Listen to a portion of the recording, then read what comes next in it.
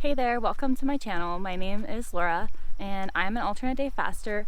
I've been doing it since February 17th of 2020. So today I want to talk to you guys about something that is really important, and it is probably the most important thing I've learned when it comes to my weight loss.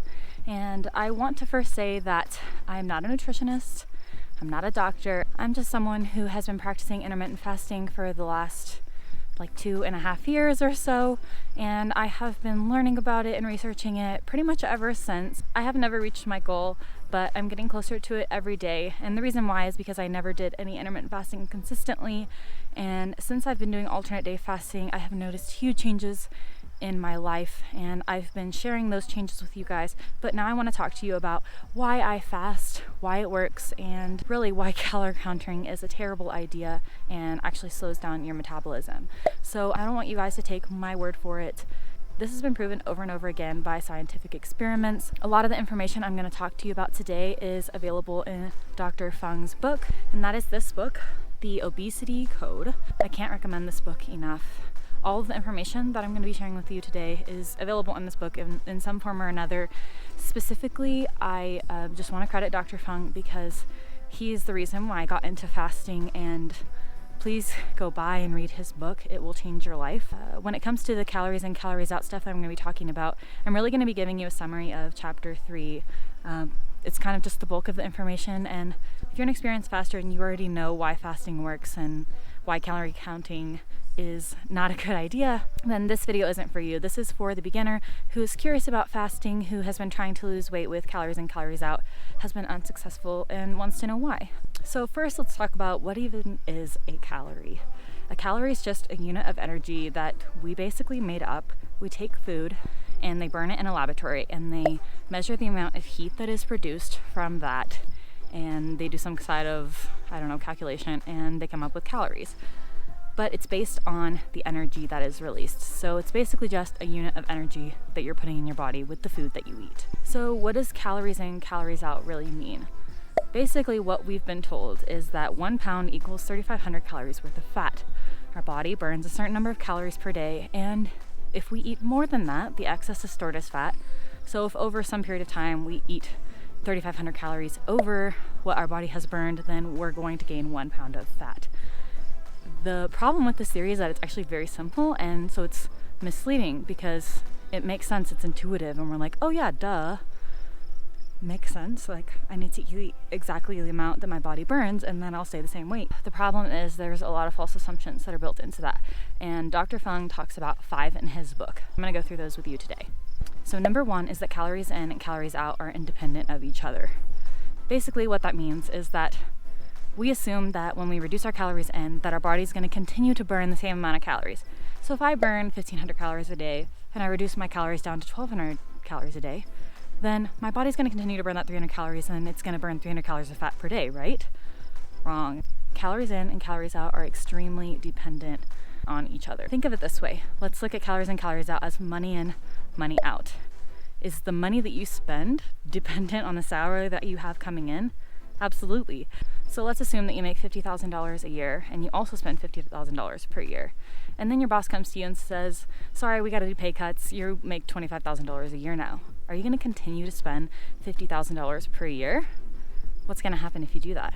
You're going to go bankrupt. You're going to lose everything. That's exactly what happens in your body. You reduce calories in, your body is going to reduce calories out. Because think about it. If you are eating those 1,200 calories a day and it continues to burn 1,500, at some point you're going to use up all your fat stores. You're going to die. Your body is not that stupid. Eventually it has to slow down your metabolism to meet the food that's coming in. And it just so happens that it does that immediately. So there's a couple of different studies that Dr. Fung talks about in his book. So one of them is World War II. So in 1944 and 1945, there were a lot of people that were at risk of starvation because there just wasn't enough food being produced. And they really didn't know what the effects of starvation were because they hadn't been studied before. So they decided to conduct this study. So they took 36 young, healthy men. Their average height was 5'10". Their average weight was 152 pounds. So these guys were normal. They were pretty thin. And they basically studied them over 12 months. For the first 3 months, they gave them a standard diet of 3,200 calories per day.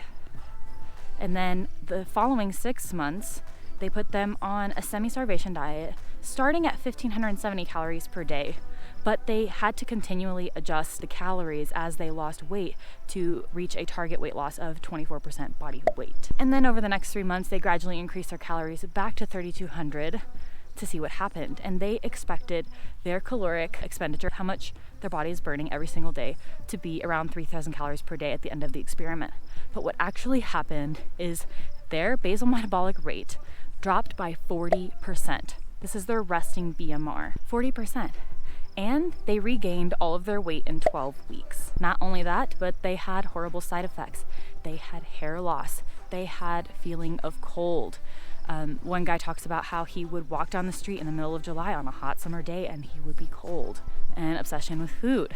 Are any of these things ringing a bell? Because I know I experienced all 3 of these. I lost a ton of hair when I lost 60 pounds back in 2013.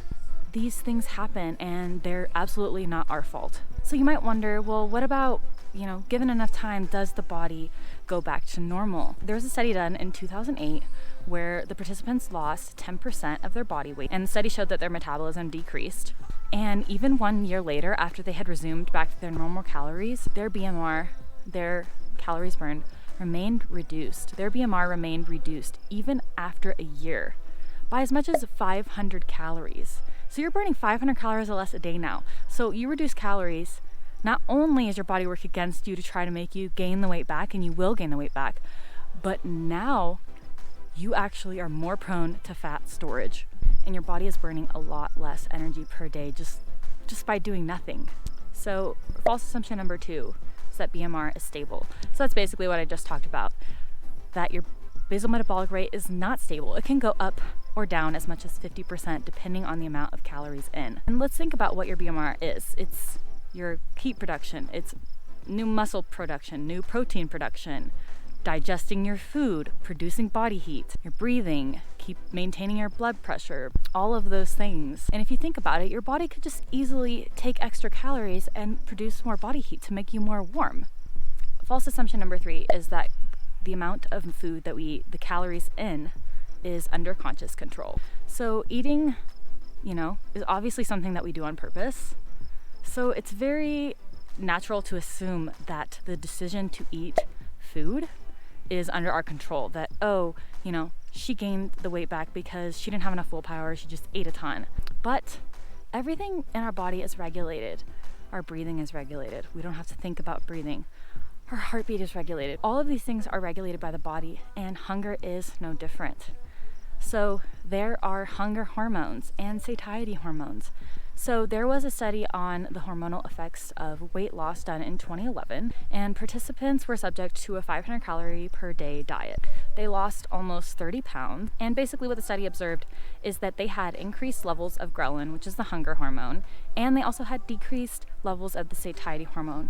So reducing their calories made them more hungry, and it made them feel less full. So what do you think is going to happen?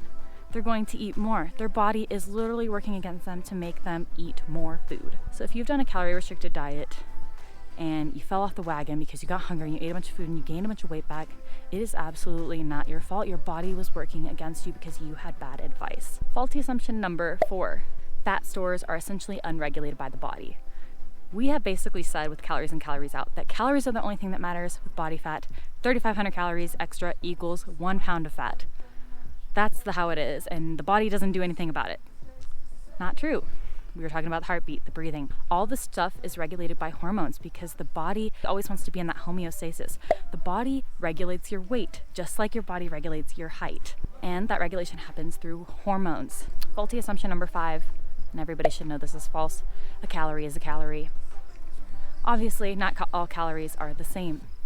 Your body is not going to react the same way and digest 1 calorie of olive oil the same way that it would 1 calorie of sugar or bread. That's pretty obvious. Your body responds differently to proteins, to carbs, to fats, and to different types within those categories. So in case you're still not convinced, I want to talk about one more study, and it is the Women's Health Initiative Dietary Modification Trial. And it is basically one of the biggest, most expensive dietary trials ever done, trying to prove that low-fat, calorie-restricted diets are the way to weight loss. And it basically completely failed. They took 50,000 postmenopausal women and they split them into two groups. 1/3 of the women received, it was like 12 or 18 months of coaching and basically teaching them how to eat and eat less, move more. And then the rest of them were basically given a book and were told to basically eat as they normally had. This trial followed these women for 7.5 years. So the Eat Less, Move More group actually did lose the weight in the first year on average of more than 4 pounds. But by year 2, they had regained the weight. And by the end of the time, they had successfully implemented all of the things that they were told to do. They reduced their calories by almost 350 calories per day to like 1,400 and something calories. And they were exercising more. But by the end of the trial, they were actually fatter. Their waist had increased by 0.39 inches. So if these women could stick to this diet for 7 years and not lose weight, why would you think that you would be able to lose weight doing the same thing? So if calories don't cause weight gain, what does? So obesity is a hormonal imbalance. It is created by the environment of too much insulin. So insulin is the hormone that's primarily responsible for fat storage. Every time you eat, it spikes your insulin. So constant eating leads to constantly high levels of insulin. And think about that. High levels of anything is going to make your body become tolerant to it. It's going to make it resist. Think about if you drink alcohol every 2 hours, you're going to become probably dependent on it. But even forgetting that, you're going to become tolerant to alcohol. It's going to take you way more drinks to get the same effect. So the same thing happens with insulin. And the thing is that insulin is actually very important in the body. So there's the two different types of diabetes, right? There's type 1, where the body naturally doesn't produce enough insulin. Then there's type 2, where it's an overproduction of insulin. It's an insulin resistance problem. Obesity is indicative of insulin resistance, and insulin resistance over a long period of time can lead to diabetes. Now, I do just want to say that type 2 diabetes can be reversed.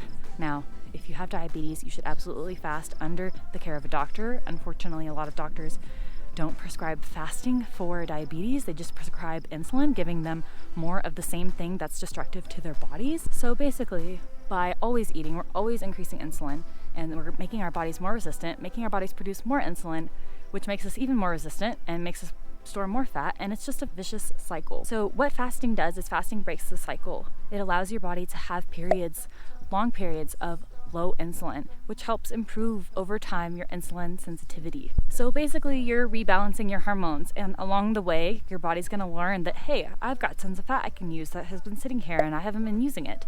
Your body will use that.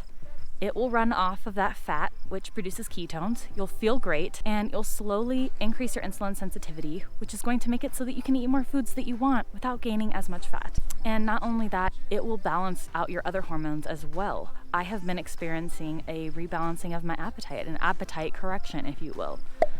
I think that I'm getting decreased levels of ghrelin and increased levels of satiety hormones because I really don't have to eat near as much to feel a lot more full than I ever did before. And I just want to make one more point. While calories don't matter, you do want to make sure that you're not eating too little.